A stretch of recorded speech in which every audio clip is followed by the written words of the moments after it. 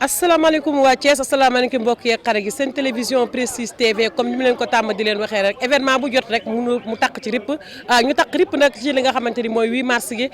fas yéene ko ànd ak yéen ba koroog 8 mars gi di jeex tey nag ñu ñëw fii nga xamante ni moom mooy INEFJA di Institut national d'éducation et de la formation des jeunes aveugles fi nga xam ne fi la ñuy tàggatee xale yu simnaka jigéen ñi nag daal di dajaloo booloo àndandoo ne dañuy feete li nga xamante ni mooy journée internationale de la femme alors ma ànd ak comme toujours rek sama caméraman de cœur bi fidèle serviteur Moussa Mbaye ñu dugg ci biir xool tey lan la waa INEFJA indi ci 8 mars gi. Monsieur le DG de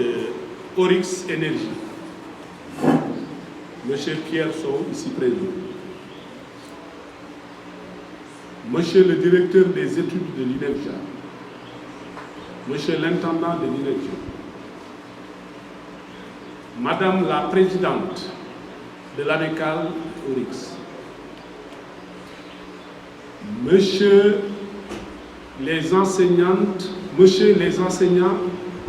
Mesdames les enseignantes de l'INEFJA, Monsieur et Madame le personnel technique de l'INEFJA ici présent, chers collègues,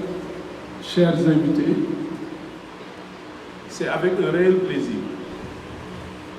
que nous nous retrouvons ici dans cette salle de l'INEFJA pour célébrer avec nos vaillantes et braves femmes la journée internationale de la femme, le 8 mars. Donc, Monsieur le directeur général, nous vous souhaitons la bienvenue. Nous vous souhaitons la bienvenue et nous vous disons dalal ak jàmm. Oryx Énergie yéen ñi nga xamante ni ko tey bis bi mu nekk bis bu màgg bis bu rëy ndax ñëpp xam nañ ni bisu jigéen ñi la li fête bi duma ko développer ndax léegi panélistes yi daañu ñëw ci historique bi waaye may wax ni ñëpp xam nañ ko parce que démb ba tey ci suba kuy seetaan télévision di nga gis ñoo ngi wax ci jigéenu Sénégal mais ñoo ngi wax itam ci jigéenu àdduna yépp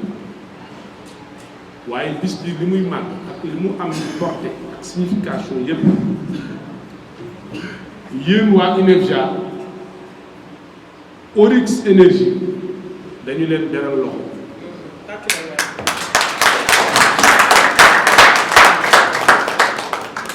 dañu leen beral loxo ndax bis bi kenn ku ci nekk bare na foo ko mën a féete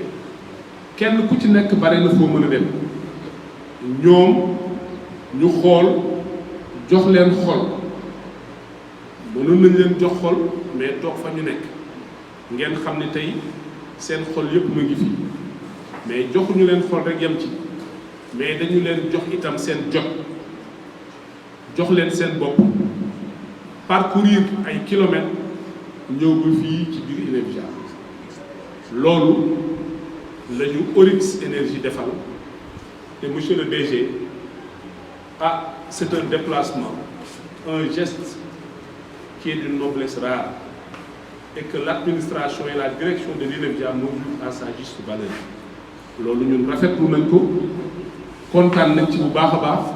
te ci turu personnel u INEFJA yëpp ñoo ngi leen di wax jërë ngeen jëf waaye bu ñu leen waxee jërë ngeen jëf ba pare dañu naan leen dal leen ak jàmm ndax fii seen kër la bis bi tolluwaayam moo ni mel dayoo bis bi moo ni mel moo tax fépp ci àdduna bi ñoo ngi koy célébrer waaye ni ñu koy célébrer itam jigéenu Sénégal kenn demul ni des jigéenu Sénégal kenn demul leen ñu des itam ragal naa ni ku gis jataay bi nii mu tëdd tey daañu xam ni jigéenu INEFJA ak jigéenu Oryx ñoom itam wax dëgg yàlla couleur nañu bis bi ba mu mat couleur nañ ko def te loolu lu ñuy rafetlu la donc pour dire que ci ubbite bi ginnaaw bi ñu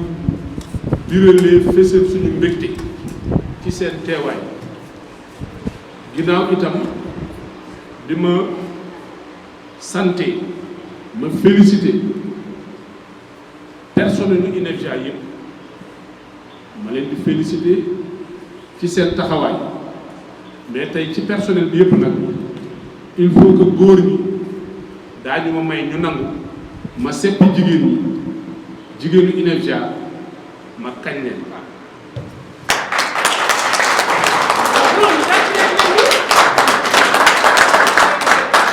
ndax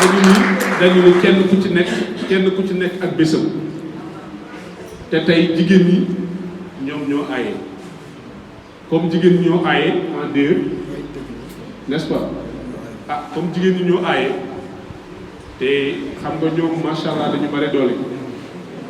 kon il faut ñu jox leen seen cër boobu ba mu mat kon may ñëw monsieur le directeur je vais faire quelques témoignages à l'endroit de ce personnel féminin qui est ici à l'INEFJA. Dans la salle, nous avons les enseignantes de l'INEFJA. Nous avons aussi le personnel de nettoiement de l'INEFJA. Nous avons le personnel technique, lingerie, cuisine, tout. Mais pour vous rassurer que nous avons un personnel féminin efficace, un personnel féminin très engagé, un personnel féminin qui est conscient, ce personnel est conscient de ses engagements mais de ses obligations. ñoom ñoo tax dara amul fii lu fi tàgg et que ku dugg INEFJA li lay war a njëkk remarqué li lay war a njëkk marqué moom mooy set bi jigéen ñi yor nettoiement bi suba suñu xëyee daañu defar ba mu set bi ci dañu def te loolu dañu leen di beral loxo nag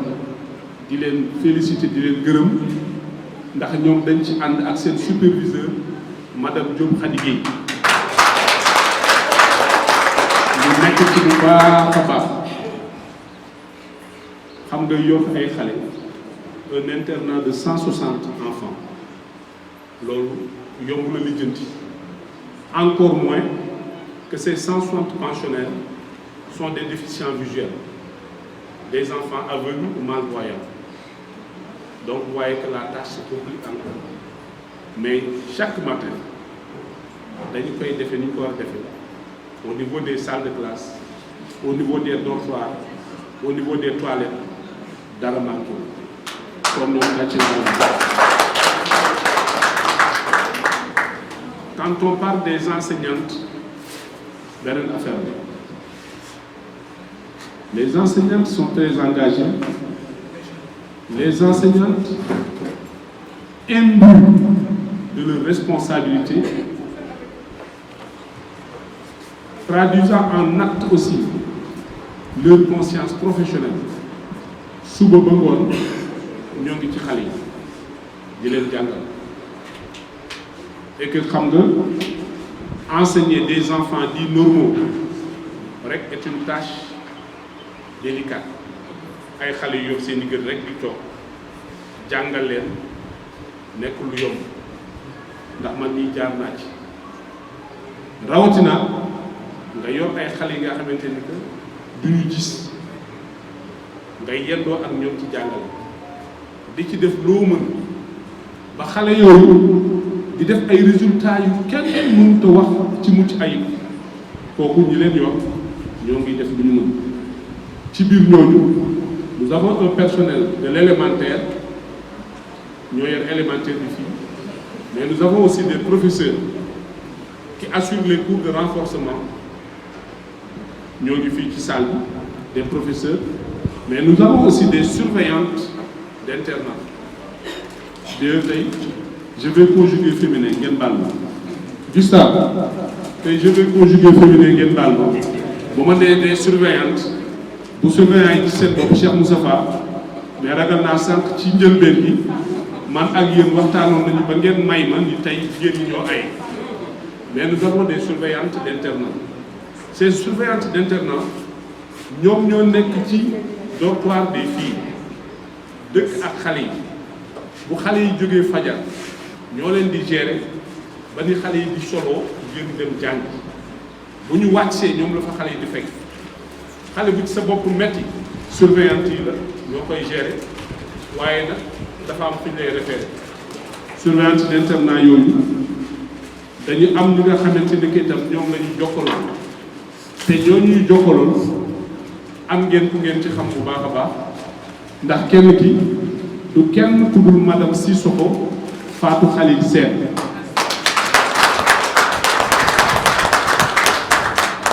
madame Sissoko Fatou Khalil Sène moom bi nga xamante ni ko yéen seen ñëw tey fii moom daanaka yàlla ci moom la ko jaaral waaye affaire la bu nga xamante ni ko mën ngeen ko rëccu ndax xale yi ay mag dañ may wax toujours ni ma képp kuy def ci ñoom yaa ngi jàmm yàlla te lépp loo def ci ñoom yàlla moo la koy fay kon dama naan li lëkkalee madame Sissoko Fatou Khalil Sène ak Oryx Énergie ba Oryx Énergie tey tànn bisu tey bii mënoon dem fu bare mais ñu ni ñëw fii lañ jëm si man ci sama njort bu rafet dama yaakaar ni monsieur Sow Oryx Énergie dana gën a décoller dana gën a dem fu gën a kawe seen njort ci yéen ci li ngeen ko bëgg. Oryx ñoo ñëw fii tey seet si suñu kii jeunes yi nekk fii pour andi leen li ñu soxla woon ñun d'habitude chaque année dañ koy def depuis 7 ans dañuy dem xool ban institut moo soxla moo nekk ci jafe-jafe soxla ay bëgg-bëgg yu ko mun dimbali parce que ndax ñun femme Oryx direction bi daf ñuy dimbali jox ñu xaalis pour ñu yóbbu ko ci ñi ko soxla jëndal leen ay denrées walla jëndal leen lu ñu soxla ay matériel ak yooyu année bii nag ñu choisir fii te rëccuwuñu ko parce que bi suñu collègue bi waxee que fii nañuy ñëw ñun ñëpp ñoo ci ànd pour découvrir am naa ñu bari ñoo xam ne comme man mii tey c'est la première fois ma ñëw fii kon xaw ma woon ne que centre bi mi ngi exister fii ci Dakar kon nag ñi ngi jaajëf ñëpp di remercier direction bi tamit ci accueil bi ñu def nii mënoon na leen ci bañ a fekk mais ñi ngi jaajëf ñëpp maa ngi jox parole bi directeur général pour mu sànni kàdduwam parce que heure bi nii tënk nañu ñun ñëpp dañu war a ñibbi ba Dakar incha allah maa ngi jërëjëf ñëpp jàmm ak xéwal. Voilà, asalaamaaleykum mbooloo mi bonjour à tout le monde waaw en tout cas monsieur le directeur merci beaucoup wax bi rafet na yaakaar na ne li nga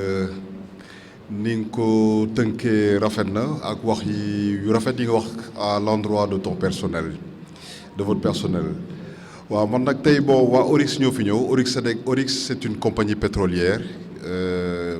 mu ngi ci lu tolloog 28 pays en Afrique donc ñun ñu ngi Sénégal depuis 1987 donc di yëngu ci activité pétrolière distribution que mu nekk am nañ on a un dépôt des activités B2B ay stations et cetera donc ci tënk daal xam naa ne peut-être après bu fekkee y aura un peu plus de curiosité dañu gën a mën a dugg ci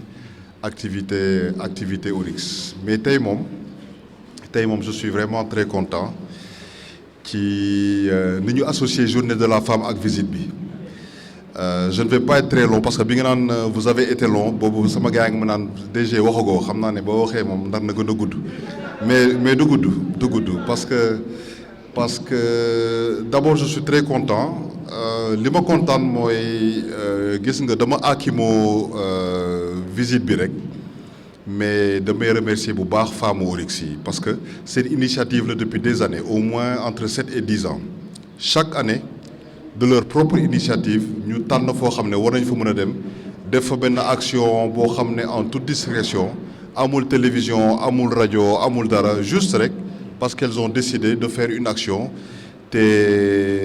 parce que bon ce sont des mères ce sont des sœurs mais yàlla rek a tax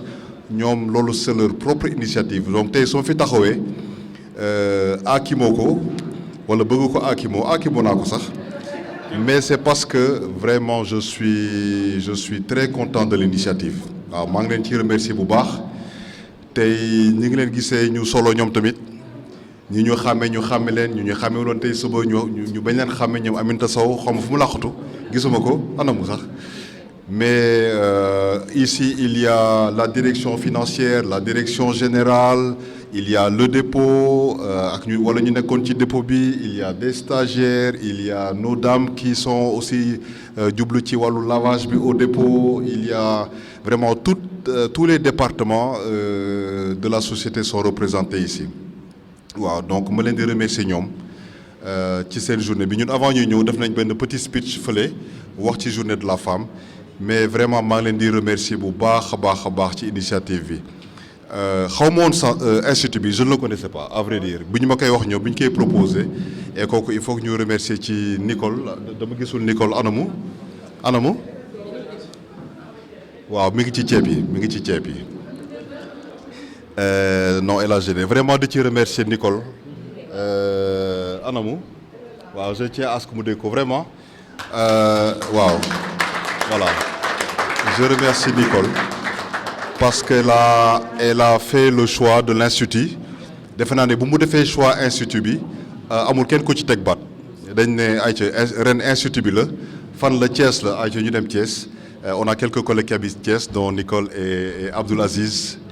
et vraiment Nicole on te remercie pour le choix et mais remercier aussi l'initiative dame bi donc centre bi pour vraiment ne pas être très long après avoir remercié les dames de Oryx vraiment maa ngi kontaan ci ni nga ko présenté parce que li ma dégg ci ce discours mooy vraiment il y a beaucoup de passion ak ni nga remercier aussi personnel bi personnel féminin bi parce que ñoom ñoo xewle tey mais j'ai compris que vous avez vraiment remercié l'ensemble du personnel pour leur parce que fii xam naa ne am na patience yaakaar naa ne am na aussi xam naa ne ku sa xol nu ñu ko waxatee sax ku sa dënn yaatuwul xam naa ne doo fii tappalekat xam naa waru fi nekk parce que li fi nekk ci patience li fi nekk ci au niveau du personnel d'encadrement ak ni nga ko expliquer surtout pour ñi def ay devoirs de philosophie ak yooyu ak ni ñu ko war a retranscrire ni lay waroon toppatoo ci activité médico-sociale me comprendre aussi que c'est un personnel vraiment pluridisciplinaire parce que da ngay yore am na ñoo xam ne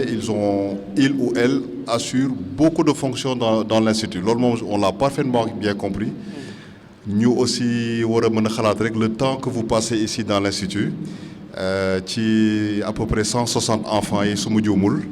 ak ni ngi leen war a jàppee xam naa ne comme seen ay doom vraiment loolu ñu ngi leen ciy gërëm nous avons commencé par faire des prières mais en tout cas ñu ngi xam naa ne ñun tamit bu fekkee sunu geste am na tuyaaba mais xam naa ne seen bos yéen tamit xam naa ne ça doit être du tuyaaba au quotidien yàlla na leen ci yàlla fay vraiment rétribuer leen parce que li ngeen di def nii moom sur cet institut là su ma juumul c'est le seul institut en Afrique de l'Ouest j'ai bien compris dans la sous-région il n'y a pas d'autre institut vraiment ñu ngi leen di gërëm di leen sant man xaw moon institut bi vraiment on vous remercie voilà sama wax nag bugguma du ci bari bu leen sama gars yi ngi naan ma DG doy na sama wax du ci bari je remercie infiniment les dames vraiment de leur initiative parce que vraiment c'est une initiative louable di ñaan aussi ñoom nag ay jàmbaar lañu aussi comme seen dames yi vraiment ñun Oryx moom ay Amazon lañ fi am yaakaar naa ne tey ñu jàkkaarloo toog ak seen Amazon yi ay jàmbaar lañu ci seen liggéey fii moom Oryx ay frères et sœurs fi nekk il y a des pères et des mères de famille il y a des jeunes des moins jeunes mais fii moom yaakaar naa ne amuñu sunu biir benn problème nous sommes extrêmement fiers en tout cas d'être là aujourd'hui je ne sais pas dans quelle mesure le partenariat war nañ ko mën a continuer maa ngi dégg ngay wax ne bu ñuy nu mu tuddati les encadreurs dañuy xëy le matin di dem j'ai pas bien compris cette partie-là mel ni dafa am une partie liaison xam bi ñu koy wax Pape Dame qui est le responsable informatique xam naa mi ngi naan mais xanaa fii amul ay connexion internet ak ay tablettes yoo xam ne gars yi fa la ñuy toog di wax ak ñële xam naa ne daal war na ci am ay xalaat. loolu daal voilà ñu ngi xool rek parce que xam nga le plus important mooy de temps en temps rek tout le temps nga def tuuti bu yàggee sur des années dina mën a nekk lu bari plutôt que nga ñëw tey rek def benn affaire ñu ne voilà ñëw na voilà donc je ne sais pas comment mais xam naa ne daal xëy na dina am leneen loo xam ne je vais voir avec les dames lan lañ ci mën a yokk loo xam ne ndànk-ndànk rek luñ ci mën a contribuer ñu xool nuñ ci mën a contribuer voilà donc di leen remercier yéen ñëpp di leen yaanal yéen ñëpp le directeur le personnel d'encadrement le personnel pédagogique les dames qui sont à l'infirmerie ñiy toppatoo xale yi feebar parce que xam naa kooku aussi warul yomb yéen daal xam naa ne yàlla rek moo am seen fay yàlla na leen fay di leen réserver en tout cas li gën ci yéen parce que vraiment li ngeen di def moom am naa njort ne yombul du tout mais xam naa ne moom borom xol yu baax ngeen yàlla ngeen ñu wàllu ñun ñëpp yàlla na leen yàlla jàppale ñu ñun ñëpp taxawu xale yi et j'espère que li ma gën a neex ci institut bi mooy le fait de travailler pour l'épanouissement des enfants xam nga loolu dafa am solo l'épanouissement des enfants donc loolu mu nekk loo xam ne vraiment lu ñuy rafetlu la di leen ci remercier di leen encourager voilà jërë ngeen jëf yaakaar naa ne ñu ngi may wokk naan ma naa noppi mais je vais essayer de m'en arrêter là puisqu'il y a d'autres panélistes merci beaucoup hein merci monsieur le directeur jërëjëf.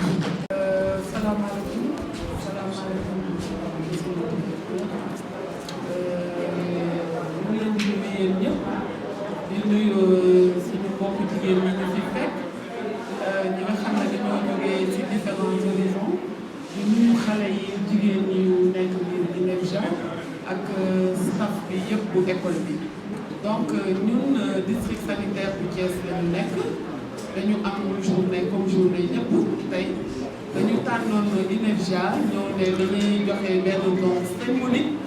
boo xam ne pour xale yi fi nekk ren la c'est pas beaucoup c'est peu mais c'est un geste boo xam ne toujours ñun dañuy xalaat di indi si un petit appui boo xam ne ñun dañoo bëggoon a populé wu sax joxe rek dem noonu on s'attendait pas à prendre la parole donc on est toute une équipe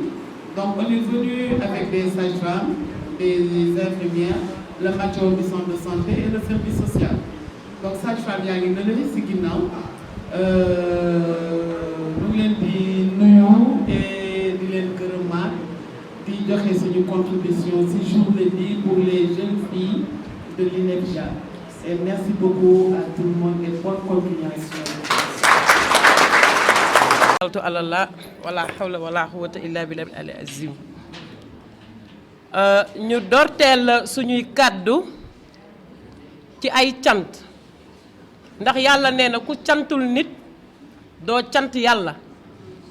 ginnaaw bu ñu santee yàlla julli ci yonent bi sallallahu alayhi wa sallam maa ngi sant man samay ñaari waajur ndax lépp ñoom la. tey may jiital ci sant gi sama waajur bu jigéen bi nga xamante ni tiim na sama baay ba yóbbu ko barsàq ci àjjana firdawse di ko ñaanal yàlla mu yàgg fi te wér bu ma génnee ci sama kër damay dugg fii nga xamante ni mooy INEFJA mën naa ni fekk naa fi ñu bari mais ñu bari fekk nañ ma fi may remercier directeur yi nga xamante ni ñoo fi jiitu monsieur Sakoura Gueye mi commencé ko ci monsieur Ndior Ndioba Dieye ba ci moom di wax ne monsieur Sakoura Gueye dangaa baax dangaa yaatu dangaa oyof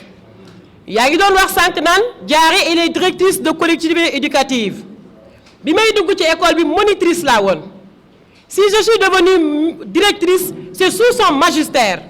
te ku ne xam na ni le diplôme de directeur de collectivité éducative du diplôme bu ñuy foo di ko am ça mérite des jours des années d'apprentissage moo ma may temps en tant qu'assistante ma war ko ni ñàpp te duma ko rëkk mu naan ma demal nga jàngi demal yokk sa xam-xam man damay booster samay agent yow yaa dooleel jigéen parce que bu la neexoon nga bàyyi ma ci état bi nga ma fekk bu ma la tàggoo doo ma bàyyi j'ai fait 72 jours avec le thème dindi leen ko ci samay heure liggéey kon kii yee jàmbaar tàccul leen ma bu baax sama directeur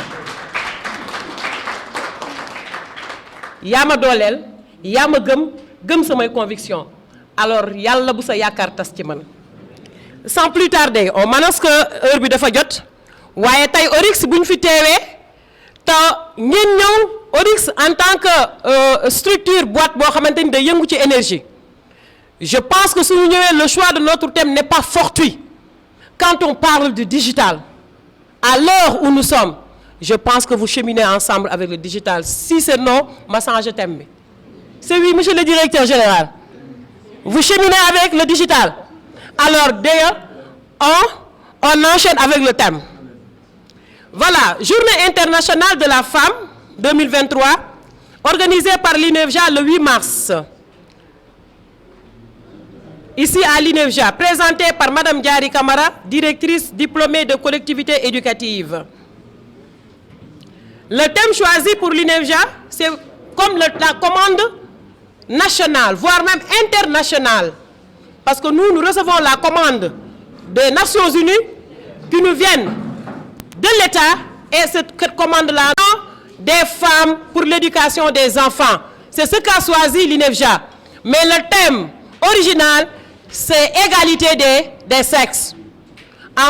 Pourquoi on a enlevé égalité des sexes? Si on prend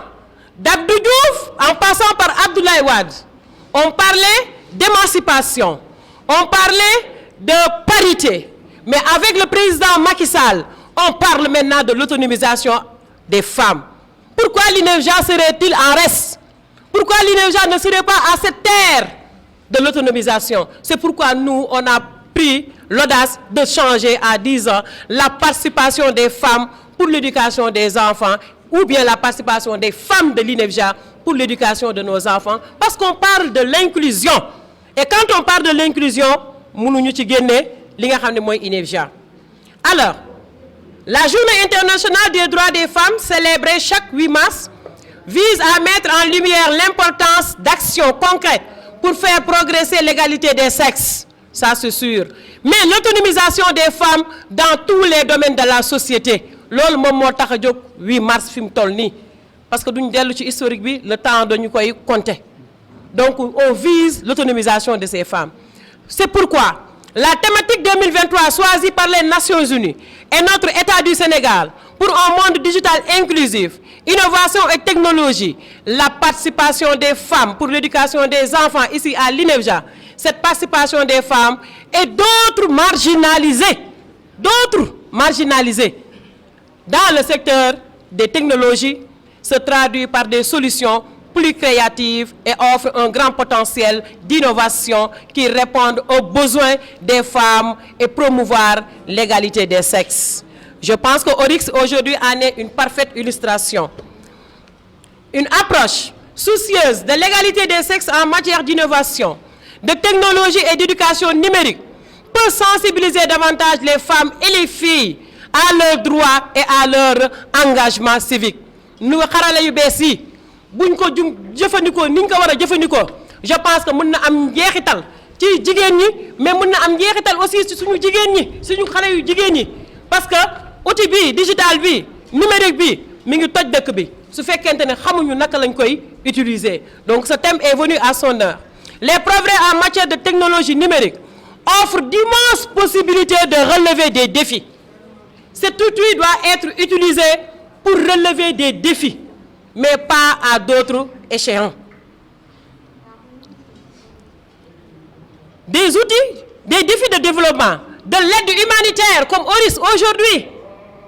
c'est de yàlla, et d'atteindre les objectifs de développement, pousser ces enfants, ces jeunes enfants à aller vers c'est bon waaw kon mbokk yeeg xarit yi comme ni ñu leen ko waxee rek tey ñoo ngi woon nii ci INEFJA doon feete li nga xamante ni mooy journée internationale de la femme ànd koog jigéenu INEFJA yëpp alors nag ña ngi nag ca cappaandaw ga ñu taxaw ak li nga xamante ni mooy comité d'organisation bi nga xamante ni madame Fat Khalil Sène nekk ci service social bi ñu am Maymouna Diouf Dërgën Thiam ak Fat Ñagga ak madame Wan mi ngi fii ak soxna Aram mi nga xamante ni ta ren yàlla boolewu ko ci ñoo fi taxaw alors madame Fatou Khalil noo nga gisee journée bi parce que ñu ngi nii si jeexital gi. Je rappelle Madame Sissoko. Salaamaaleykum wa rahmatulillah mbokk yi maa ngi leen di sant di leen gërëm di yëkkati kàddu cant ak ngërëm di ko jëmale sur les femmes de l'INEFJA les dames vaillantes de l'INEFJA, ces braves dames de l'INEFJA, qui n'ont ménagé aucun effort pour la réussite de cette journée. Bu journée bi egsee fii dames yi nekk sama ginnaaw ñoo tax parce que depuis le début ñi ngi ci muy taw muy naaj boobu ba léegi ñi ngi ci bàyyi seen kër bàyyi seen lépp ànd di liggéey ci journée pour mu réussir. Bala ñoo gërëm kenn nag dañuy gërëm toujours le directeur Sakoura Gueye mi nga xam ne moo nekk ci bopp bi jiite INEFJA te dawul tàyyiwul boobu ba léegi mi ngi daw ci soxla jigéen ñi li leen defal lu nekk poosam fekkewu ko carburant am fekkewu ko dara fekkewu ko mi ngi ñu jàppale en espèce et en nature ñu ngi koy gërëm di ko sant lu mu mën ren yàlla na mën lu ko ëpp déwén di gërëm ki ci topp muy Abdourahmane Dia ak équipe am